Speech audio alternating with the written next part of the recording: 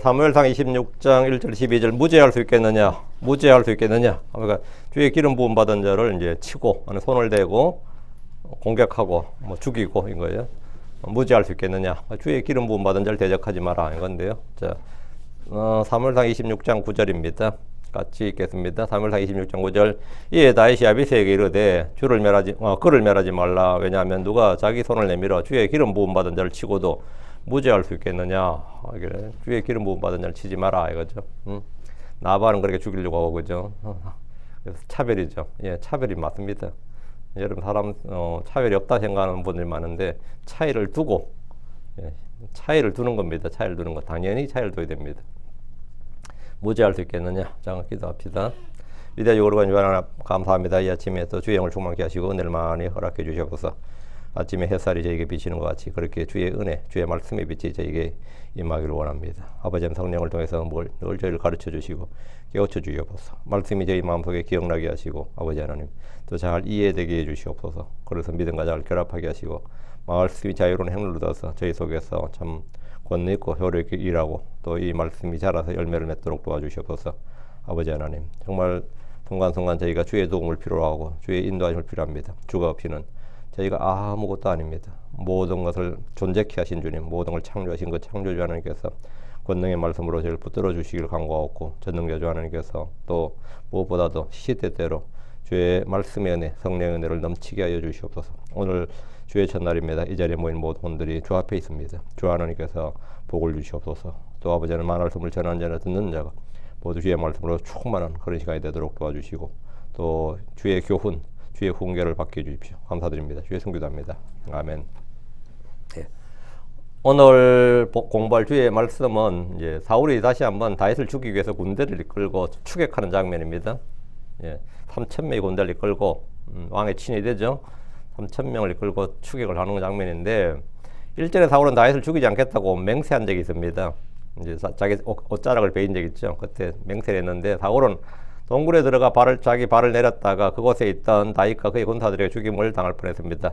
그날 다윗은 충분히 사울 왕을 죽일 수 있었습니다. 다윗의 군사들은 사무엘상 24장입니다. 24장 4절에 보소서 주께서 당신에게 보라 내가 내 원수를 내 손에 넘겨주리라 이는 내가 보기에 선한 대로 그에게 행하게 하려 함이라 말씀하신 그날이니이다 이러면서 다윗에게 결단을 내릴 것을 촉구했습니다. 쿠데타라 이 말이죠. 죽이라 이 말이죠. 다윗이 사울을 죽인다고 해도 명분은 충분했습니다. 왜? 사울은 악한 영이 들린 자고 필리스틴의 골리앗을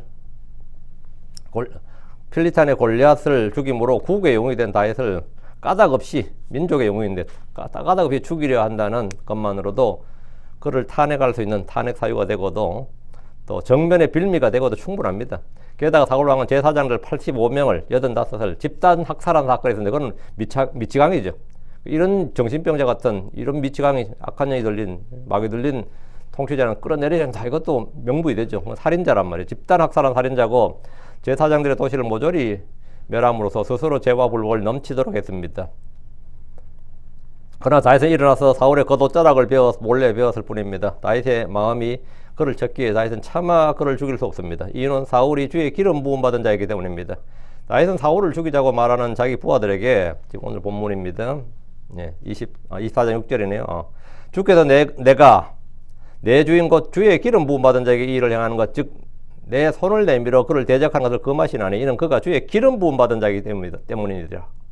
주의 기름 부음 받은 자다.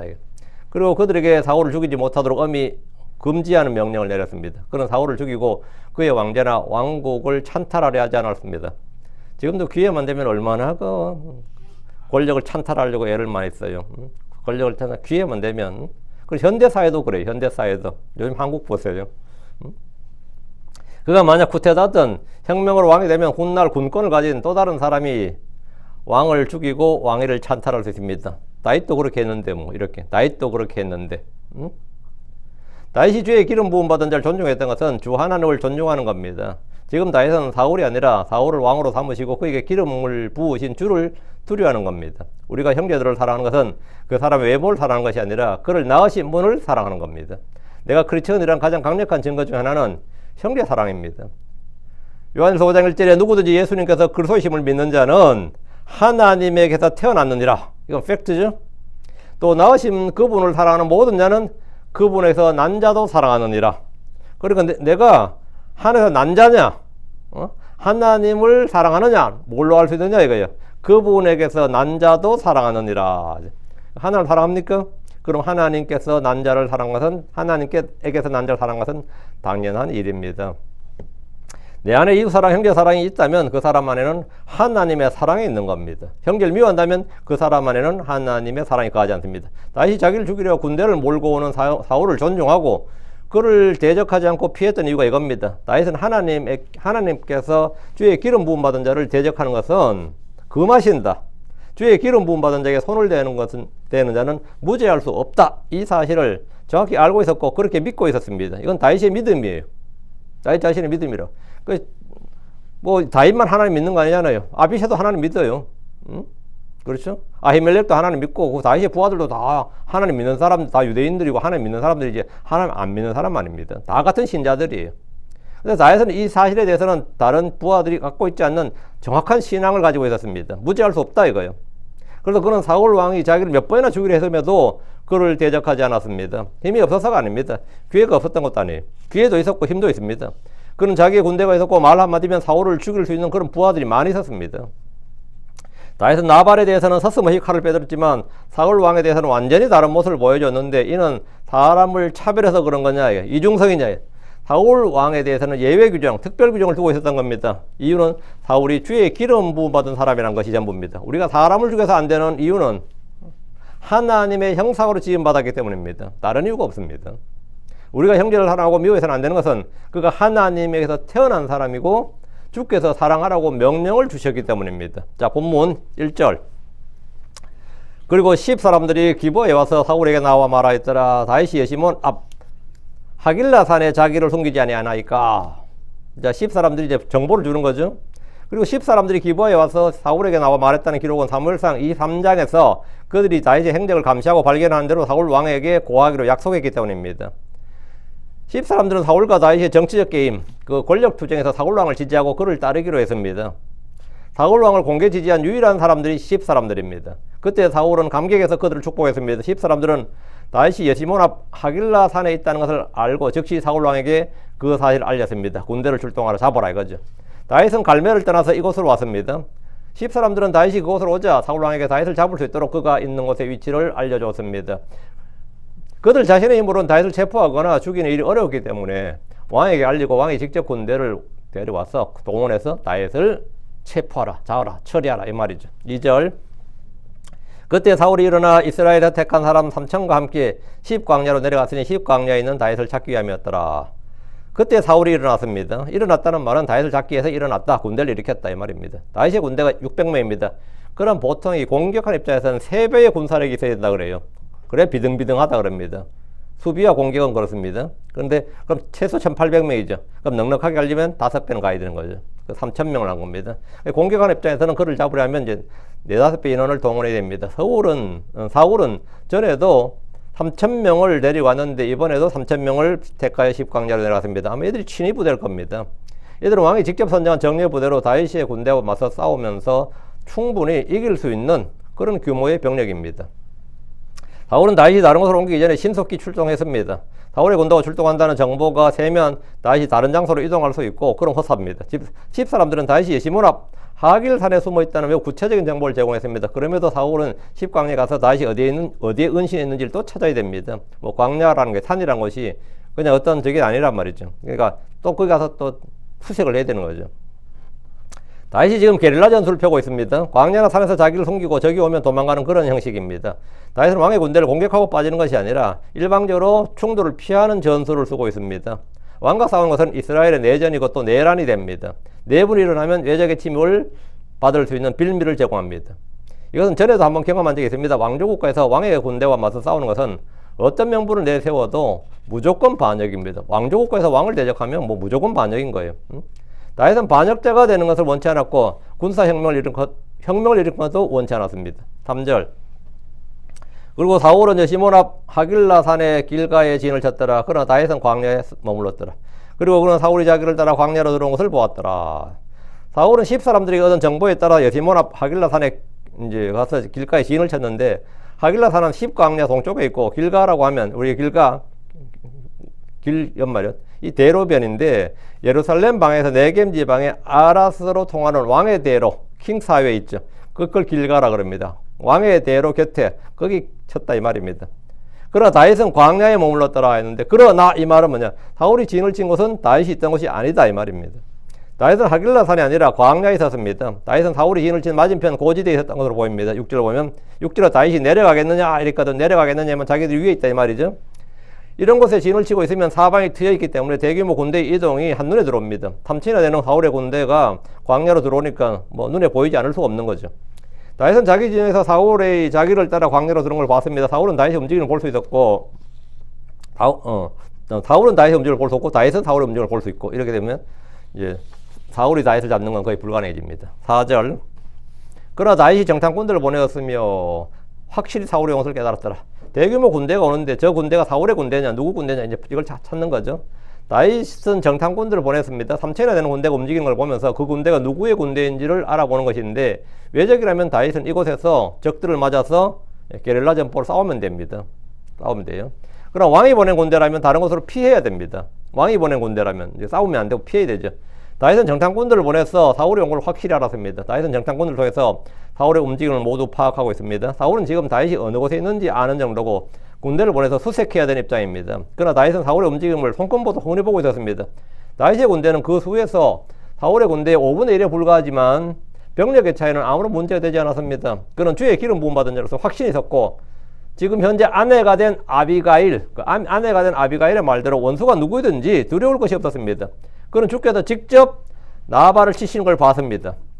다윗은 얼마 전에 그 놀라운 체험이 있었단 말이에요. 나발을 치려고 했는데 안 쳐도 주님께서 열흘 뒤에 나발을 치시더라 이거예요. 내가 안 해도 되더라는 거죠. 하나님께서 나발을 치는 걸 봤어요. 그 아비가일이 사무엘상 25장 26절에 이제 당신의 원수들과 또 내 주께 악을 꾀하는 자들은 나발같이 되리이다 했는데 24에서 아멘 한 거예요. 내 원수들은 다 나발같이 된다. 다 죽는다 이거죠. 이 말은 다윗에게는 굉장히 생생한 체험이었습니다. 간증이죠. 나한테 덤벼든 놈 치고 잘된 놈 없어 이런 거 있잖아요. 나한테 욕한 놈 치고 나한테 덤벼든 놈 치고 잘된 놈 없다 이거죠. 다윗은 하나님께서 그가 하고자 하는 일을 대신 해주신다는 사실을 알았습니다. 아비가일은 다윗에게 그럼에도 한 사람이 일어나 당신을 쫓아가서 당신의 혼을 찾으려 하나이다. 이건 사울이죠. 그러나 내 주에 오는 주 곧 당신의 하나님과 생명의 묵고로 묶여 있을 것이요 또 당신의 원수들의 혼들을 그분께서 그들을 무림매로 던지듯 무림매 중간에서 던지시리다. 이렇게 말을 했는데 이런 말씀들이 그냥 한 여자의 말로 들은 것이 아니라 그걸 주의 음성으로 들었고 그에게 크고 강한 확신이 되었던 겁니다. 이제 이 다윗이 지금은 두려운 게 없는 거예요. 이제 주님께서 나와 함께 하시고 주님이 나의 편이시고 나를 지키시고 내 원수들을 치신다 이거예요. 다윗이 그녀의 말에 얼마나 큰 은혜를 얻고 힘을 얻고 믿음이 강해졌는지 이번 일을 통해서 확실히 알 수 있습니다. 전에는 사울이 쫓아온다는 말만 들어도 도망을 쳤고 두려워하는 마음이었습니다. 그런데 이제는 사울의 군대가 쫓아와 앞에서 진을 치고 있어도 도망하지 않고 전혀 두려워하지도 않았습니다. 사무엘을 읽으면 다윗이 점점 믿음이 성장해가는 걸 볼 수 있습니다. 믿음의 성장 과정이 잘 나왔죠. 사건을 겪을 때마다 그런 배움과 깨달음이 있었고 담대해졌습니다. 5절 그리고 다윗이 일어나 사울이 진을 친 곳에 갔더라. 겁도 없죠. 옛날엔 도망쳤다고요. 근데 지금은 사울이 진을 친 곳에 본진에 지금 자기가 가는 거예요. 직접. 또 다윗이 사울과 넬의 아들 곧 그의 군대 대장 아브넬이 누운 곳을 보았더니 사울은 참호 안에 누웠고 백성은 그를 둘러싸고 진을 쳤더라. 가서 보니까 다 뭐 자빠져 자더라 뭐 이 말이에요. 가서 보니까 다윗은 사울의 군대가 이곳까지 와서 진을 치고 있었음에도 얼른 도망친 것이 아니라 사울이 진을 친 곳에 갔습니다. 그것도 헤드쿼터 본부까지 간 거예요. 그가 직접 적진의 한가운데로 들어간 겁니다. 이제 뭐 완전히 뭐 겁이 상실된 거죠. 겁이 없어요. 왜? 담대하다고. 전에는 사울이 우연찮게 다윗이 있던 굴로 들어왔습니다. 전에는 다윗이 사울을 찾아가서 옷을 자른 게 아니에요. 그냥 동굴의 어둠 가운데 있었는데 사울이 변을 보러 들어왔던 거죠. 그런데 지금은 자기가 직접 찾아서 갔다고요. 직접. 이것은 호랑이를 잡으려면 호랑이가 나타나길 기다리는 것이 아니라 호랑이 굴로 들어간다. 뭐 이런 담대함입니다. 다윗은 사울을 완전히 극복했습니다. 이제 다윗의 마음속에 사울은 두려운 존재가 아닙니다. 더 이상 이제는 뭐 외부적으로는 저쪽에 군대가 많은지 몰라도 내 마음에 지금 사울을 극복한 거예요. 사울 왕을 다윗이 내 마음 안에. 그래서 다윗은 사울의 군대 진영으로 가서 참호안에 있는 사울과 넬의 아들 그의 군대 대장 아브넬이 누운 걸 봤습니다. 사울의 군대를 보면 전투력은 어떤지 몰라도 경계에 실패하는 모습입니다. 그렇죠? 전투력은 뭐 그렇다 치자도 경계가 지금 경계 근무가 안 되고 있잖아요. 다윗이 그들 진영까지 와서 아무도 알지 못했고 그들의 왕과 군대 대장이 누워있는 곳까지 왔음에도 알지 못했다는 것은 뭐 차마 군대라고 할 수 없는 거죠. 이건 군대가 아닙니다. 이거는 아무리 다윗 한 명을 잡으러 왔다고 해도 왕이 직접 지휘하는 군대가 이 정도라면 보통 심각한 문제가 아닙니다. 이건 뭐 당나라 군대 그러는데 그것도 아니 더한 거죠. 근데 여기에는 그만한 이유가 있었습니다. 사울도 다 잡아자고 군대 대장도 다 잡아자고 뭐 경계병도 다 하고 보초병까지 다 뭐 뒤집어 자고 있다는 게 왜 그런 거예요? 뭔가 주님이 뭔가 일을 하셨습니다. 주께서 그들에게 깊은 잠을 보내신 겁니다. 다윗보다 앞서 주님이 사울의 군대에 가셔서 다윗을 위해 뭔가 일을 하셨습니다. 다윗이 사울의 군대 진을 갈 때 주님이 한 발짝 앞서 가셔서 길을 딱 닦아 놓으신 거예요. 다윗은 이를 위해서 기도한 것도 아니에요. 다윗이 뭐 내가 지금 사울의 진영으로 가야 되는데 주님 용기를 주십시오. 뭐 사울을 잠들게 해주십시오. 이렇게 기도한 것도 아니에요. 그냥 주께서 다윗과 함께 일하신다는 걸 주님이 직접 지금 다윗에게 보여주시는 거예요. 주님은 다윗과 함께 계셨고 다윗이 이곳에 와도 아무런 해를 입지 않도록 그들에게 깊은 잠을 보내셨습니다. 사울의 군대 대장은 넬의 아들 아브넬입니다. 아브넬은 잘 아시죠? 그는 다윗이 골리앗을 죽였을 때 다윗을 사울에게 데려왔던 사람이고 그는 사울이 죽은 후에도 사울이 전쟁에서 이제 다 죽었단 말이죠. 사울 일가 사울이 이제 죽은 그 전쟁에서도 군대 대장이 안 죽었어요. 아브넬은 죽지 않고 사울의 아들 이스보셋을 이스라엘의 2대 왕으로 삼아서 사울의 왕조를 이어갔죠. 그 사울 왕조, 다윗 왕조, 유다는 다윗 왕조, 나머지는 사울 왕조 이래 된 거죠. 그래서 이제 이 통일을 해야 될 거 아니에요. 사울 왕조와 다윗 왕조를 이제 무사히 권력을 이양을 하고 통일을 하기 위해서 다윗과 단판을 지었습니다. 다윗과 직접 이 사울 왕가의 실권자로서 다 협상을 하고 피를 흘리지 말고 그냥 통일하자. 그래서 협상이 잘 돼서 돌아가고 있는데 그 평화 통일의 영웅이죠. 노벨 평화상 받아야 돼요. 권력을 그냥 넘겨주겠다고 다윗에게. 다윗도 기분 좋고 아주 좋았어요. 그 사울 왕국과 다윗 왕국 간에 평화 통일을 이루는 협상을 했는데 이 요압이 와가지고 뒤따라와가지고 죽여버린대. 왜냐면 그것도 다 사적 감정이 있었던 겁니다. 요압은 옛날에 아브넬이 자기 동생을 죽였다고. 그래 평화 협상을 하고 돌아가는 아브넬을 쫓아다 죽였죠. 그 다윗과 협상을 마치고 돌아가는 중에 이제 요압에게 죽임을 당해가지고 아이고야 백성들이 다시 전쟁이 터지겠구나 이랬는데 전쟁은 안 터졌어요. 다행히. 다시 5절입니다. 그때 이제 그 평화 통일을 이제 완전히 틀어 막을 때 사람이 누구 파토될 뻔했던 사람이 요압이었어요. 요압이었고 요압도 장군이었고 그러니까 다윗이 군부를 완전히 장악을 못했다는 겁니다. 그때 요압이 보통 장군이 아니었어요. 완전 실권자였어요. 그러니까 그래서 다윗이 결국은 요압을 못 죽이고 아들 솔로몬에게 유언으로 요압을 좀 처리하라 그래요. 얼마나 진짜 엄청난지 알겠죠. 다시 5절. 사울은 참호 안에 누웠고 백성은 그를 둘러싸고 진을 쳤더라. 다윗이 사울의 진영 안으로 갔을 때 사울은 참호 안에 누웠고 백성은 그를 둘러싸고 진을 쳤습니다. 그래서 왕을 둘러싸서 진을 친 거는 이제 왕을 보호하기 위한 거죠. 예. 다윗은 사울과 그의 군대를 전혀 두려워하지 않고 그 속을 마음대로 돌아다니고 있습니다. 아무리 사울의 군대가 형편없었다 하더라도 이것이 가능했다는 이유에 대한 설명은 6절부터 나옵니다. 성경 기술 방법 중에 하나가 뭐냐면 결론은 먼저 딱 말하고 세세한 내용은 이제 그 다음에 쭉 나오죠. 우리는 보통 글을 쓸 때 앞에서부터 쭉 정리하고 마지막에 결론 이렇게 내리잖아요. 성경 대부분 다 귀납법이 아니고 연역법이에요. 결론은 먼저 딱 말해요. 7째 날 하나님께서 사람을 창조하시고 나서 2장면에 뭐가 나온 거죠? 어떻게 하나님께서 아담을 깊은 잠에 빠지게 하시고 갈비를 취하셔서 여자를 만드시고 동산을 하시고 이게 설명은 그 다음에 쭉 나오죠. 이게 성경 기술 방법입니다. 5절이 사실은 결론이 딱 나오고 6절은 그게 설명이란 말이죠. 이제 6절부터 설명이에요. 이제 이거는 이제 간단한 제가 성경 대부분 다 이렇게 되게 됩니다. 성경은 항상 연역법이에요. 그러니까 결론을 먼저 딱 하고 그 다음에 이제 따로 떼어내서 그 부분이 설명이 필요하다 그러면 따로 떼어내서 상세하게 자세히 기록합니다. 그래서 이 둘의 기록은 전혀 모순이 아닌데 우리가 연역법이 익숙하다 보면 성경이 앞에서 말했는데 또 뒤에 또 이렇게 하는데 이게 좀 모순이 아닌가 이런 생각하는 분이 많이 있어요. 예.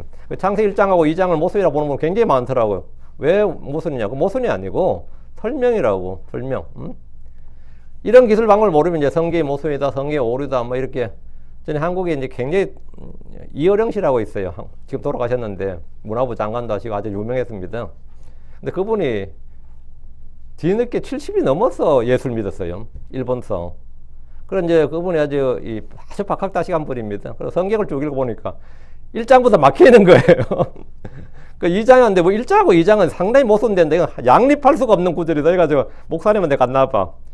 이런 식으로 워낙 똑똑하해서 목사님들 좀 쫄아. 이렇게 막 질문하니까 목사님들 답을 제대로 못 하더라는 거예요. 그래가지고 우리 교회 오지 내가 그랬어요.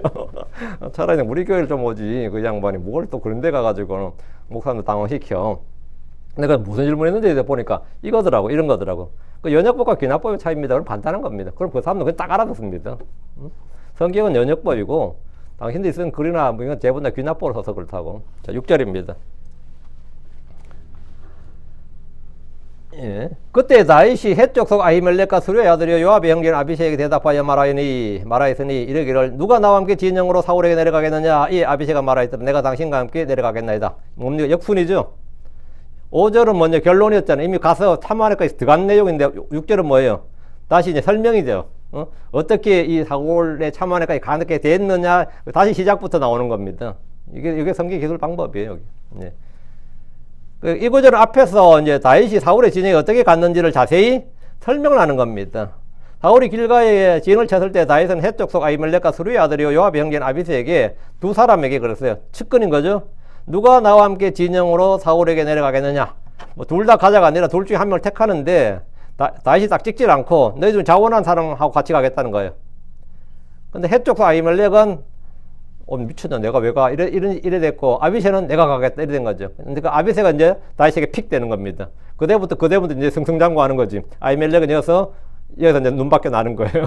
이럴 때가 기회입니다. 근데 한 목소리 중하니까 아히멜렉이 지금 앞에 나오거든요. 헷쪽 속 아히멜렉과 수르의 아들이 요압의 형제인 아비새 이래 나왔죠. 여기서부터 이제 순서 뒤바뀌어요. 아비새가 이제부터는 위가 되는 겁니다.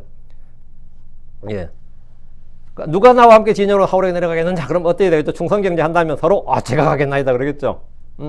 근데 아히멜렉 입 꽉 다물고 있고 아비새가 내가 가겠다 이런 거죠. 다윗이 자기와 함께 사울의 진영에 함께 갈 사람을 찾았습니다. 헷쪽서 아히멜렉과 요압의 형제 아비새에게 물었는데 먼저 대답을 한 사람은 아비새고 요압과 아비새는 다윗이 가까운 친족으로서 다윗이 가장 측근이고 친위 그룹에 속한 인물입니다. 다윗은 산에 있었고 사울은 길가에 진을 치고 있었기 때문에 내려가자 한 겁니다. 다윗은 두려움 없이 사울의 진영으로 내려가서 그들을 살펴보고자 했던 겁니다. 아비새는 내가 당신과 함께 내려가겠나이다 하면서 다윗과 함께 적진으로 들어갔습니다. 이렇게 고생을 함께 해야 돼요.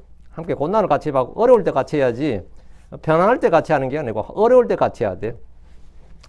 또 어려울 때 같이 하고 나서 또 영광은 엉뚱한 거 나누지. 그 인간이란 게, 그죠? 자, 7절입니다.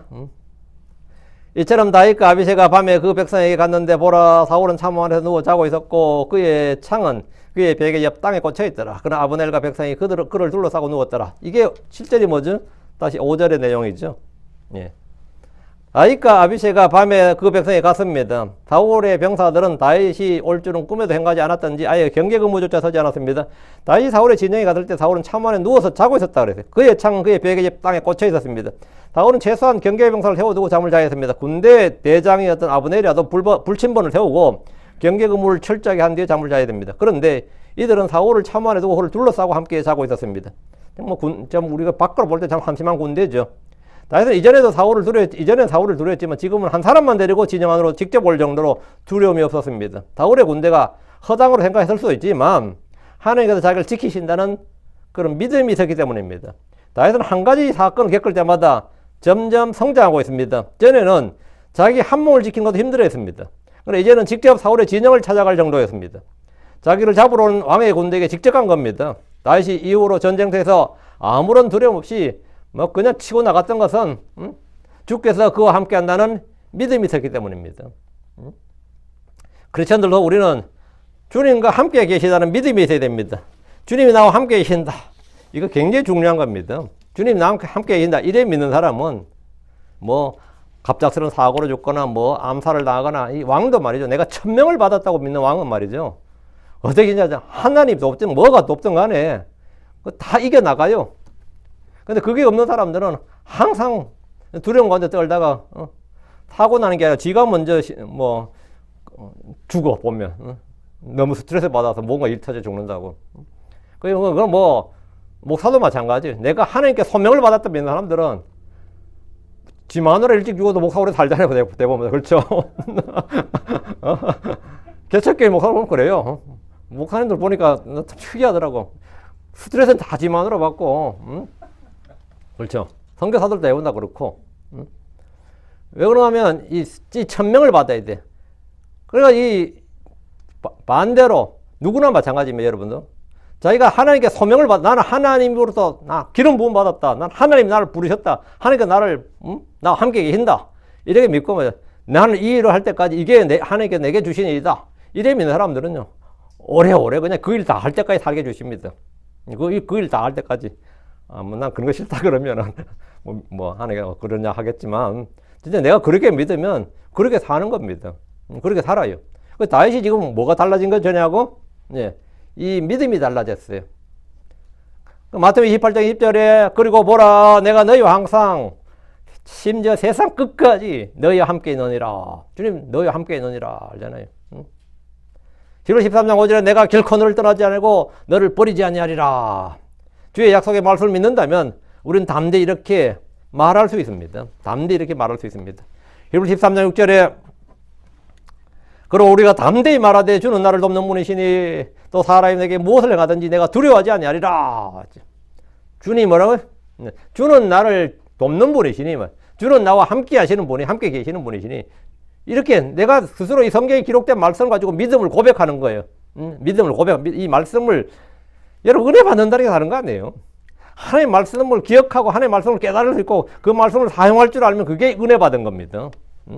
설교 들을 때 그 말씀이 내 마음에 동의가 되고 그 말씀이 내가 받아서 아멘 할 수 있으면 그게 은혜 받은 거예요. 난 처음에 그 은혜 받는 걸 몰라서 누가 주는데 그러고 막 그랬거든요. 어디서 받냐고 누가 주냐고 그러겠는데 은혜 받는 거 다른 거 아니에요. 하나님께 은혜 받는다는 것은 하나님 말씀이 귀에 들어오고 마음에 들어오는 겁니다. 그게 막 깨달아지고 그 말씀이 내가 그냥 아멘으로 착착 화답이 착착 되고 그게 막 받아들여져. 그 사람이 은혜 받은 사람이에요. 주는 나를 돕는 분이시니 이 한마디 말씀에도 끝난 거예요. 지금 진짜 옛날 이야기니까 해도 되겠다. 내가 처음 해본 이야기 같은데 제가 대학 다닐 때 이제 같이 성경 공부하는 자매가 하나 있었어요.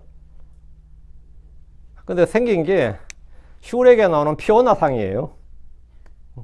무슨 말인지 내가 슈렉 딱 봤을 때 피오나를 딱 봤을 때 그 상 딱 생각이 났으니까 어떤지 알겠죠? 약간 이렇게 하고 색깔도 얼굴도 이제 약간 검죠. 저도 얼굴이 검은 제가 인디언 조가 별명이 인디언 조였거든요.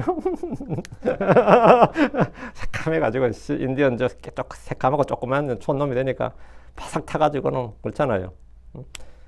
근데 저도 인디언 조였는데 그놈 그 자매 보면 내가 우월감을 느껴.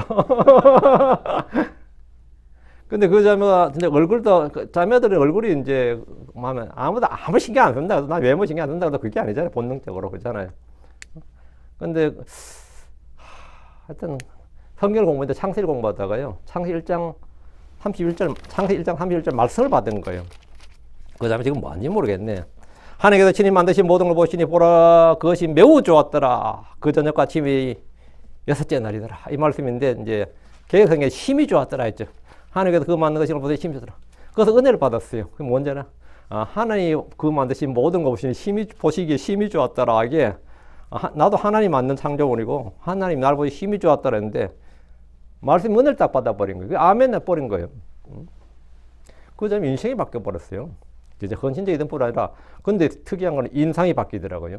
말씀을 받으니까 생각이 바뀌니까 사람 인상이 바뀌니까 표정이 바뀌고 완전히 점점 딴 사람이 되어가는 거 진짜 그거는 나만 증인이 아니에요. 많은 사람이 증인이 돼요.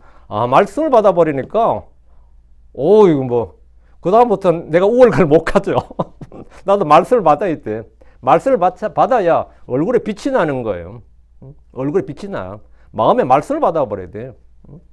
그분은 그때부터는 이 대학 캠퍼스를 활보하고 다녀요. 옛날에 기죽어 다녔는데 기죽어 다니는 게 아니라 진짜 고개 빳빳이 들고 활보하고 다녀요. 근데 아무도 진짜 마음에 그게 딱 있고 이게 딱 되니까 딴 사람 돼버리더라고. 그런 사람을 여러 명 봤습니다. 그 사람은 평생의 요절이 뭐냐면 보시기에 힘이 좋았더라요. 하나님 보시는데 보시기에 심히 좋았더라잖아요. 하나님 보시기에 심히 좋았더라. 끝난 거예요.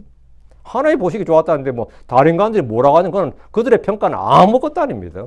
하나님 보시기 심히 좋았더라는데 뭐 인간들이 뭐라고 그런 거는 뭐 아예 개무시해도 되거든. 어? 창조주인 하나님 보시기에 좋았다잖아. 하나님 보시기 심히 좋았다는데 뭘? 이 다윗도 마찬가지예요. 주는 나를 돕는 분이시니 또 사람이 내게 무엇을 행하든지 내가 두려워하지 아니하리라. 그러면 내가 정말 이 말씀을 듣고 아멘 하면 예, 재앙이 오다가도 피해갑니다. 재앙이 오다가 피해가요. 8절입니다. 그때 다윗이가 말하였더라. 하나님께서 당신의 원수를 당신의 손에 이날 넘겨주셨나이다. 그러므로 이제 내가 당신께 청하오니 내가 창으로 그를 쳐서 단번에 땅에 꽂게 하소서. 또 내가 그를 2번 치지 아니하리다. 이 말은 뭐예요? 한 번에 그냥 직사시킨다 이 말이에요. 한 번에 심장을 찌르든 목을 찌르든 한 번에 그냥 2번 찌르지 않는다잖아요. 이거 상당한 기술입니다. 여러분이 그 조선시대 참수영체 할 때 그 막 칼춤 추죠. 그 칼춤 추면서 한 번에 목을 베기가 쉽지가 않습니다. 목의 근육이라든가 뼈라든가 이거를. 그럼 어떻게 할 것 같아요? 이런 거 드라마에서 그냥 한 번에 쫙 하면 사람이 쫙 죽죠. 그렇게 되지 않아요. 닭모가지도 쳐보면 그렇지 않습니다. 저도 닭을 잡아봤는데, 닭의 목에 근육이 만만치 않아서 칼로 톱질하듯이 막 하는 겁니다. 진짜 큰 무게가 나가는 걸 해가지고 탁 하면 그건 되겠지만, 그게 쉽지가 않아요, 실제로. 부엌칼 같은 거는 그렇게 안 됩니다. 웬만한 그 수련된 사람이면. 사람 목이 당연히 해서 안 되죠. 근데 지금 이 사람은 단번에 땅에 꽂는다잖아요. 한 번에 2번 깔끔하게 끝내겠다는 거지. 다윗과 아비새는 같은 장면을 봤습니다. 그들은 왕과 장군이 들어누워 자고 있는 걸 봤는데 그들이 왔습니다. 깨어있는 사람이 없었고 기척을 느끼고 잠에서 깨는 사람도 없었습니다. 이게 왕의 친위병들이 가능한 일이냐? 이들의 잠은 그냥 인간적인 피곤함으로 떨어진 잠이 아니고 하나님으로부터 온 깊은 잠이었습니다. 그래서 잠은 못 깨는 거예요. 하나님 적들에게 하늘로부터 돌 같은 우박을 내릴 수 있습니다. 천둥과 번개를 내릴 수도 있고 큰 비를 내릴 수도 있고 주님은 말벌을 보내서 그들을 쏘게 할 수도 있고요. 하나님의 도구 굉장히 많아요. 역병을 보낼 수도 있습니다. 그래서 그냥 몇십만 원 그냥 한 번 쳐버린 거죠. 이것은 한 번에 전구를 전멸시키는 재앙이고 심판입니다. 주님은 적들에게 두려움을 보낼 수도 있습니다. 그럼 그들이 그냥 두려움에 그냥 쏘는 거죠. 오늘 주님이 사울의 군대에 보내신 건 뭐였습니까? 그 중에 잠이었어요. 깊은 잠이었다고. 이 잠은 군인들이 수면제를 먹은 것보다 더 고난 잠이었습니다. 이들은 다윗과 아비새가 그들 가운데 왔음에도 아무도 알지 못했습니다. 아비새는 이들이 잠든 것을 보고 다윗에게 말했습니다. 그로 이제 내가 당신께 청하오니 내가 창으로 그를 쳐서 단번에 땅에 꽂게 하소서. 또 내가 그를 2번 치지 아니하리다. 아비새는 이 시간 이 자리에서 사울을 창으로 단번에 꽂아버리자, 죽여버리자 이 말이죠. 그는 사울을 죽이기 위해서 2번 치지 않겠다고 했는데 이는 그가 창으로 사울의 목이나 심장이나 머리 등 급소에 정확히 꽂아버리겠다는 겁니다. 아비새는 사울을 죽이는 일에 전혀 양심의 가책이나 마음의 찔림이나 죄책감이 없습니다. 오히려 이걸 큰 공로로 생각하는 거죠. 그러나 다윗은 그렇지 않았습니다. 똑같은 상황에서 입장이 전혀 달라요. 9절 이에 다윗이 아비새에게 말하였더라. 그를 멸하지 말라. 이는 누가 그의 손을 주의 기름 부음 받은 자를 대적하여 뻗으면 무죄할 수 있겠느냐. 다윗은 아비새의 요청을 거절했습니다. 사울을 죽이게 해달라는 아비새의 요청에 다윗의 대답은 그를 멸하지 말라 합니다. 다윗은 이전에도 자기 부하들에게 사울을 죽이지 말도록 명령했는데 지금도 마찬가지입니다. 입장이 바뀐 게 없습니다. 시간이 지난다고 입장이 바뀐 게 아니라고요. 아비새는 지금 사울을 죽여야 한다고 합니다. 다윗은 사울을 죽이지 말라, 죽여서는 안 된다 그럽니다. 이 둘의 차이가 뭡니까? 이 둘은 주의 기름 부음 받은 자를 대하는 마음과 태도와 가치관이 다릅니다. 아비새는 사울을 단지 원수고 죽여야 할 적으로만 봤습니다. 다윗은 그것 외에 그가 주의 기름 부음 받은 자라는 사실을 봤습니다. 다윗은 사울을 죽이는 것이 어렵거나 두려운 것이 아닙니다. 그는 주를 두려워하고 있습니다. 이는 누가 그의 손을 주의 기름 부음 받은 자를 대적하여 뻗으면 무죄할 수 있겠느냐? 누가 무죄할 수 있겠느냐 이거예요. 다윗은 누구라도 주의 기름 부음 받은 자를 대적하여 그의 손을 뻗으면 무죄할 수 없다고 합니다. 사울을 죽이는 것은 유죄란 말입니다. 그럼 다윗이 나발과 그에 속한 남자들 모두 죽이는 것은 무죄한 일입니까? 다윗은 나발을 반드시 죽이고자 했습니다. 그래서 사울에 대해서는 한없이 인내하고 관대합니다.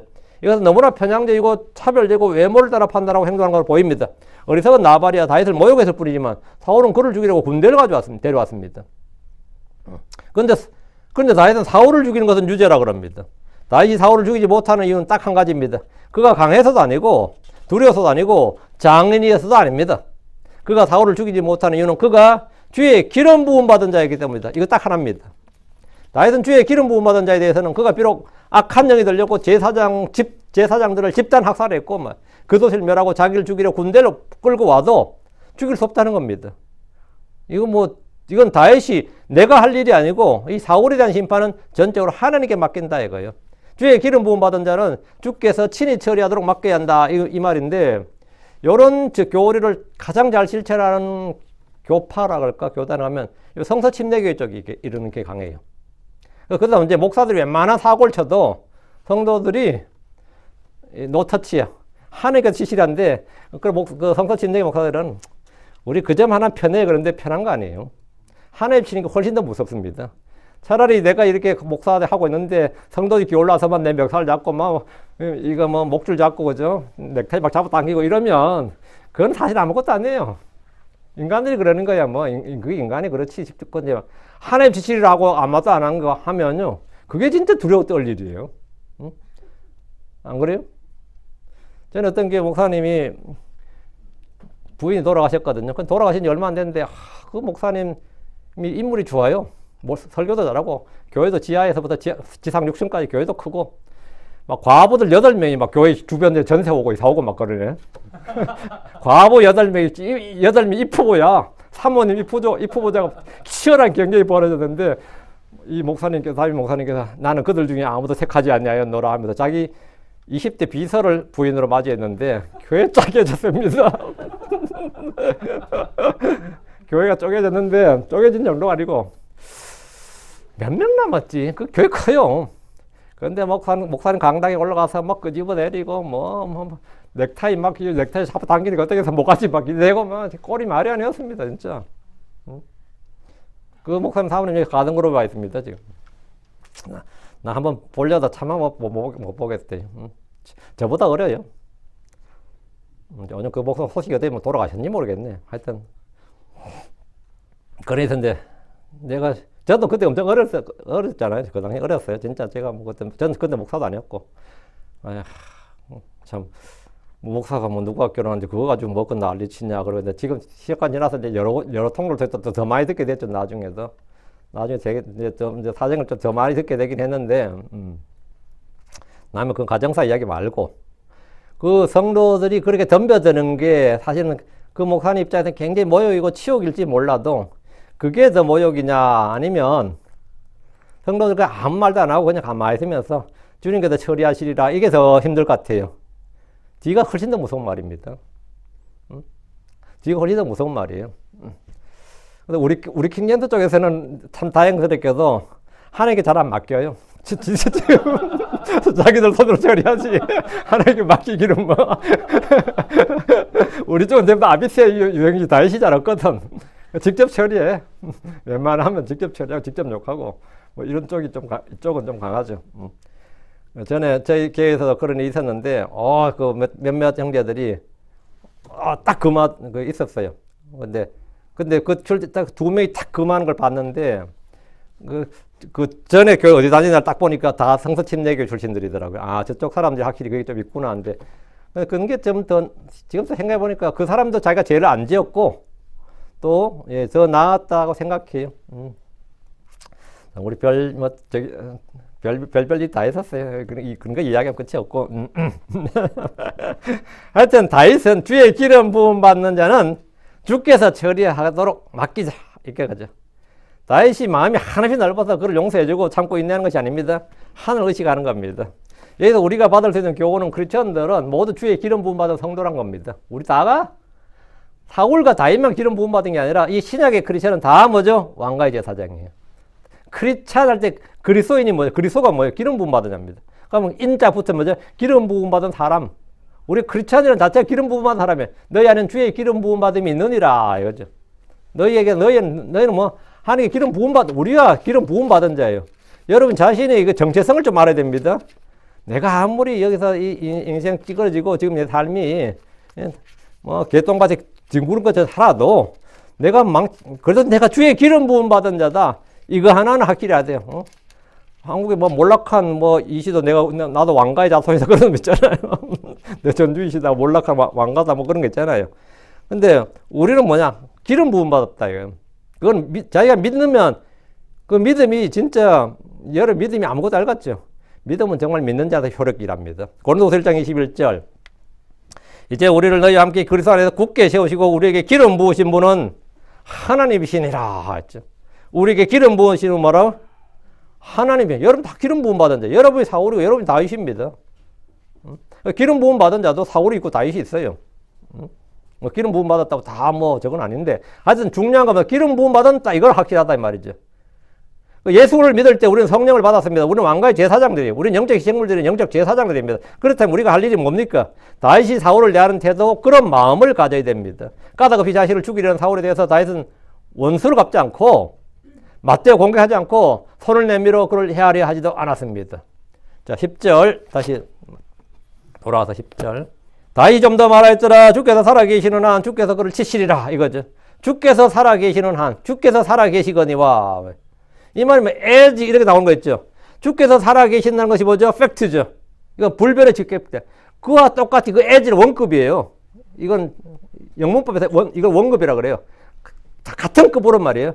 주께서 그를 치시라. 주님이 살아계시는 것이 사실인 것처럼 주께서 그를 치시는 것도 뭐다? 그와 그만큼이나 사실이다 이거예요. 그래서 이 표현이 많이 나와요. 주께서 살아계시기거니와인데 근데 우리는 이제 보통 그 의미 잘 안 한다고 생각해서 주께서 살아계시는 한 이렇게 맹세의 표현으로 이제 보통 번역을 해요. 이럴 때는. 근데 다윗이 좀 더 말하더라. 주께서 살아계시거니와 주께서 살아계시는 그대로 살아계시는 대로 말. 살아계시는 한 주께서 그를 치시라.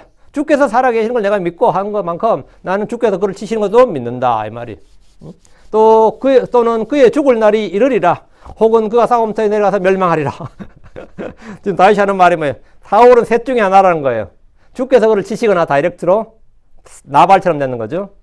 또 그의 죽을 날이 이르리라. 이런 말이 뭐죠? 예. 수명이 얼마 안 남았다 이 말이죠. 사울의 삶은 얼마나 살겠냐 이거고. 다음 세 번째 뭐죠? 뭐 전쟁이 자주 있으니까 전쟁터에서 죽을 수도 있고 이 셋 중에 하나로 사울의 인생 끝날 것이다 이래 보는 겁니다.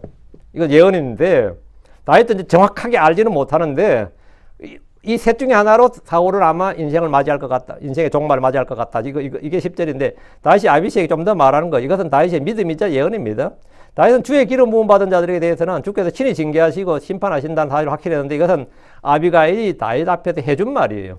주님이 살아계시는 것이 절대 불변이고 그보다 더 확실한 것이 없으시 주를 대적하여 불복을 행하는 주의 기름 부음 받은 자들은 주께서 반드시 그를 치신다. 주님이 살아계시는 한 그렇다 이거예요. 주께서 살아계시는 한 주께서 그를 치시라. 이것은 나발이 열흘 만에 죽은 것을 보고 확실히 체험한 일입니다. 소위 말하는 천벌. 무당도도 하는 말이 있습니다. 이걸 신벌이라 그래요. 내가 계속 뭐 악하게 하면 다 신이 벌을 내린다 이거예요. 한국 사람도 이걸 믿었어요 예전부터. 천벌이 두렵지 않느냐? 그럼 안 두려워 그런데 근데 그 안 두려워 말에도 무죄를 줘. 사람들이 뭐 무신론자든 불신자 상관없이 말이죠. 악에 맞춰서 천벌을 받을려나 하고 저주를 퍼부으면 말이죠. 하늘이 금성을 두고 벌을 내려요. 그때 당장 안 내려서 그렇지 반드시 언젠가 내립니다. 그 나중에 시간이라서 그 인간은 어떻게든 알아봐 보세요. 천벌 받아 있어요. 그 사람들 말 함부로 무시할 거 아닙니다. 또 봤는데 그런 게 더 너무 무서워가지고 그럼 또 한국 사람 하는 말이 있죠. 욕 많이 먹어 좋겠네 오래 살겠다 그러겠죠. 그 말이 왜 나온지 알겠어요? 하도 욕을 먹고 하니까 그거 저주 나한테 임할까봐 그 말이 나온 거예요. 욕 많이 먹어 좋겠다 오래 살겠다 그런 게 찜찜한 거예요. 자꾸 저 자식이 나를 막 죽일 놈하고 뭐 천벌 받을 놈하고 뭐 육칠할 놈하고 별의별 욕 다 했잖아요. 그러니까 우리 크리스천들도 뭐 그런 말들은 뭐가 필요할 것 같아요? 까닭 없는 저주는 임하지 아니하리라 뭐 이러면서 이제 주님의 뭐가 필요하다? 외피가 필요하죠. 외피. 그게 뭐 같아요? 차영전에 들어서 가피라 그랬는데 주님의 외피가 필요해. 그게 뭐냐? 그리스도로 옷 입어야 돼요. 그래야 이 빛의 가을 입고 그리스도로 옷 입어야 돼. 그래야 그런 것들이 뭡니까? 뭐 욕해라. 욕해라. 하나님이 나오면 하나님 나를 지키시고 보호하신다 이거예요. 하나님 직접 그 사람의 지금 다윗은 하나님 직접 사울의 생명을 그 사람의 생명을 거두신다 이거예요. 또는 그의 죽을 날이 이르리라. 이건 뭐 수명이 짧아진다는 거예요. 사람의 날들은 길어질 수도 있고 짧아질 수도 있습니다. 잠언 10장 27절에 주의 두려움이 날들을 길게 하느니라. 그러나 사악한 자의 해소들은 짧아지리라. 사악한 자들의 해소들은 짧아지리라. 수명이 단축된다는 거예요. 사울의 죄와 골방이 넘치면 그의 죽을 날이 이른다는 겁니다. 다음 혹은 그가 싸움터에서 내려가서 멸망하리라. 사울은 싸움터에 내려가서 죽었습니다. 다윗은 사울의 죽음을 예언하면서 세 가지를 말했는데 그 어떤 식으로도 죽는다 이거예요. 다윗이 한 이 말대로 사울은 싸움터에 내려가서 멸망했습니다. 그나마 왕으로서 자연스러운 죽음을 맞은 거죠. 그나마 이 셋 중에 제일 좋은 게 뭐죠? 싸움터에 내려가서 죽는 겁니다. 그래도 전사자잖아요. 죽다가 이러면 이제 현충원에 묻힌다 그러나 애국열 사령에 묻히나. 현충원은 남한의 국립묘지고 애국열 사령은 북한의 국립묘지예요. 남한 사람들 중에서 북한의 애국열 사령에 묻힌 사람 꽤 많습니다. 남한 사람 중에 북한의 옛날에 막 한국 사람들 막 초청해가지고 북한에 엄청 많이 넘어간 적이 있거든요. 평화무드 해가지고 애국열 사령을 막 일부러 막 보여주는 거예요. 그건 마치 일본 사람들이 신사참배하게 하는 거하고 비슷한 건데 애국열 사령 가서 깜짝 놀란 사실이 있어요. 그다음부터 안 보여준다. 남한 사람이 너무 많은 거야. 무슨 말인지 알겠어요? 남한 사람이. 그 사진도 못 찍고 가가지고 굉장히 유명했습니다, 한국에. 그들은 전부 간첩들이었어요. 남한에 사는 간첩들이었다고. 그들이 애국열 사령에 묻혀 있다고. 네. 그런데 지금 사울은 이렇게 죽으면 애국열 사령에 묻히죠. 이렇게 죽으면 전쟁터에서 죽었잖아요. 어쨌든 나라에서 순국한 거잖아요. 지금 다윗이 한 말은 이제 세 번째 게 성취된 겁니다. 그래서 이제 왕으로서 자연스러운 죽음을 맞았습니다. 지금 사울의 진영에서 잠자고 있는 사울을 보면서 다윗은 지금 그를 죽이지 않더라도 곧 죽을 것이라고 했는데 그의 말대로 이루어졌습니다. 다윗은 주께 기름 부음 받은 왕일 뿐 아니라 주의 영을 받은 예언자였습니다. 이제 이때부터 다윗은 뭐냐? 예언자로서 주의 영을 받은 예언자로서 예언을 하기 시작하는 겁니다. 그게 시편이에요. 그 다윗 이제 주의 영이 내 있어 주의 말씀이 내 혀에 있다. 뭐 이런 게 전부 다 이제 여기 나오는데 다윗은 지금까지 주의 영을 받은 후에도 예언을 안 했습니다. 근데 이제부터 예언자로서 이제 다윗의 말이 땅에 떨어지지 않고 척척척 이루어지기 시작하는 거죠. 그건 단지 왕이 아니라 예언자로서 사역을 시작하게 된 겁니다. 11절. 주께서 내가 내 손을 내밀어 주의 기름 부음 받은 자를 대적하는 걸 금하시는도다. 그러나 내가 내게 청하노니 넌 이제 그의 베개 옆에 있는 창과 물병만 취하라. 그리고 우리는 가자. 다윗은 주께서 자신의 손으로 직접 사울을 죽이는 걸 금한다고 전에도 말했고 또 말하는 겁니다. 이것은 다윗이 주께 받은 계시가 있었거나 믿음이었습니다. 주님은 주의 기름 부음 받은 자가 자기 같은 주의 기름 부음 받은 자를 대적하는 걸 금하십니다. 이것은 다윗이 예언자로 하는 말입니다. 다윗은 아비새에게 사울의 생명을 취하지 말고 그의 창과 물병만 취하라고 했습니다. 다윗은 지난번에 몰래 사울의 옷자락을 배웠는데 이번엔 그의 창과 물병을 취해 그가 이곳에 왔다는 것을 알리기만 한 겁니다. 다윗은 사울에게 긍휼과 호의를 베풀었음을 보여주려는 겁니다. 사울은 다윗을 죽이려 이곳까지 왔지만 다윗은 선으로 악을 이겼습니다. 다윗은 사울의 창과 물병을 취한 후에 아비새와 함께 그것을 따랐습니다. 나발을 대하는 다윗을 보면 좀 성의가 따로 없고 육신을 따라 행하는 성도의 전형적인 모습이라면 사울을 대하는 다윗을 보면 성인군자가 따로 없습니다. 성인군자가 따로 없고 성령을 따르는 성도의 모습입니다. 완전히 다르죠. 12절. 이처럼 다윗이 사울의 베개 옆에서 창과 물병을 취하였고 그들이 떠나갔을 때 아무도 그것을 보거나 그것을 알지 못하였고 또한 깨지도 아니하였더라. 이는 그들이 다 잠들었기 때문이더라. 왜냐하면 because 주께로부터 온 깊은 잠이 그들 위에 떨어졌기 때문이더라. 이게 경계 근무의 실패한 이유죠. 그렇게는 책임을 물을 수도 없네. 다윗이 아비새를 시켜서 사울의 베개 옆에서 그의 창과 물병을 취했는데 사울은 지난번에 옷자락을 베인 것과 똑같은 치욕을 당했습니다. 차라리 이제 목을 베고 간 것만큼은 치욕스러운 거죠. 이게 뭐야? 일어나 보니까 자기 창이 없네. 무기를 빼앗겼네. 그런 사실 두 번이나 죽은 목숨이나 다름없었습니다. 다윗과 아비새가 그곳에 왔다 갔지만 아무도 그것을 보거나 그걸 알지 못했습니다. 그들 중 아무도 잠에서 깨어나지 않았는데 3,000명이나 되는 군인이 모두 야전에서 깊은 잠이 들어버렸습니다. 사실 전멸하죠. 저기 들어오면. 사실 이것은 아무리 막장 군대라도 말이 되질 않습니다. 그런데 이유가 뭐냐? 왜냐하면 주께로부터 온 깊은 잠이 그들 위에 떨어졌기 때문이더라. 이렇게. 제가 아는 분 목사님 간증을 들었는데 지금 그분 돌아가셨습니다. 그분 책에도 나와요. 이제 자기 초신자 때 전도를 해야겠는데 가게 앞에 있는 아저씨 전도를 해야겠는데 그 사람 성격이 장난이 안 되더래요. 그래서 제가 예수법 예자만 나와도 총을 쏠 놈이에요. 미국 총기 소지국 간다. 그래서 하는 게 간절히 기도하고 가서 그 사람에게 그냥 뭐 듣든 짜지 고함만 예수 믿어라 예수 믿어라 하면서 막 고함 지르고 이제 근데 그 사람이 어떻게 됐는데 당장 총 들고 뛰쳐나올 줄 알고 자기 도망갈 준비하면서 지금 고함 지르고 있는데 어떻게 가만히 앉아있더라는 거예요. 의자에 가만히 앉아있고 아무 말도 못하고 얼굴은 벌게져가지고 가만히 앉아있더라는 거예요. 그래가지고 이상한 대집 봐가지고 이제 점점 이제 자기도 용기를 얻어서 점점 가까이 가서 예수 믿어야 된다고 이제 또 했더니만 그날 뭔 일인지 가서 그 사람이 막 눈만 깜빡깜빡하면서 계속 꼼짝 못 하더라는 거예요. 응? 그래가지고 그때 자기가 하나님이 사람은 지금 뭔가 지금 몸에 좋지를 취해놨다는 걸 알았는 거예요. 응? 그래서 빠야고 나 저랬다 빠야고 갔는데 지금 한참 지나고 나니까 막 뒤에서 욕설이 막 나오더래. 욕설이 막 나오더래. 그 다음 유명한 목사님 되셨어요. 근데 그때 자기가 너무 독특한 경험을 했다는 그 아저씨 이야기를 써놨는데 저도 비슷한 경험이 있습니다. 응? 어떤 사람이 완전히 길길 뛸 줄 아는데 어떻게 꼼짝을 못하고 막 어쩔 줄 몰라 하는 분을 봤어요. 응? 그러니까 여러분이 뭘 할 때 하나님이 뭐 한다? 함께 계신다. 그러니까 두려워하지 말고 전하라고요. 두려워하지 마요. 응? 특히 가족들에게 뭐 복음 전할 때, 누구할 때 전할 때 되게 힘든데 미리 탁 기도하고 주님 주둥이를 막아 주시옵소서 하고 이제 탁 기도하고 이렇게 해봐. 그러면 하나님께서 뭐를 그 안에 뭐가 떨어져도 떨어져요. 그래가지고 막 전하는 거예요. 응? 막 전해. 예. 제가 얼마 전에도 제가 보세요. 지금 코마 상태 비슷하게 지금 의식을 있는데 있어서 어떤 분이 있는데 그 이야기 들고 제가 듣자마자 그랬어요. 잘 됐다고. 병문안 간다 그러고 거기 귀에 대고 복음 마음껏 전하고 오라 그랬어요. 귀는 열려 있으니까. 그러면 반박도 못 한다고. 지가 몸이 뭐 침대 들어 누웠는데 뭐라 그럴 거야. 성질을 낼 거야. 반박할 거야. 그래 갈 때마다 막 전해보라고. 정신은 말짱하다고 속에 혼은. 몸이 그런 거지. 정신이 말짱하다고. 아주 좋은 기회라고. 응? 안에 뭐 복음을 전하고 싶은 대로 막 전하고 오라 그랬어요. 응? 전하고 싶은 대로. 하나님께 뭐 깊은 잠을 그에게 떨어뜨려 주신 거야. 응? 몸에.